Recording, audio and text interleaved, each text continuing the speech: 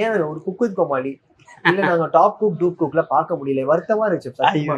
ஏன்னா இவ்வளவு ஜாலியா இருக்கீங்க, அந்த மாதிரி ஒரு என்டர்டைன்மெண்ட் ஷோல வந்தீங்கன்னா இருக்கிற கோமாளிகள்லாம் அப்படியே ஃபன் பண்ண விட்டுட்டு ஃபயரா இருக்குமே, தெரிச்சு ஓட விட்டுறலாம். ஆமா எப்படின்னா நாதம்பட்டி என்னோட ஜூனியர் தான், ஓகே, தாமு சார் என்னோட சீனியர் தான், நோ டவுட். எல்லாரும் ஏதோ ஒரு விதத்துல கனெக்டட். பட் என்னன்னா நமக்கு இந்த ஆப்பர்ச்சுனிட்டி வருமா,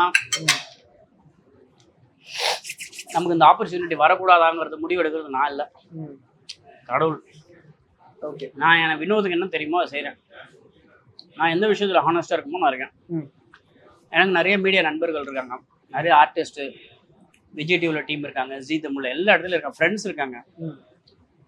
எல்லார்ட்டையும் நான் கரெக்டாக இருக்கிறேன்னா, என்னால் முடிஞ்சு அவங்களுக்கு ஹெல்ப் பண்ணுறேன்னா, நிறைய டேரக்டர்ஸ் இருக்காங்க நண்பர்கள். Okay, everybody knows me.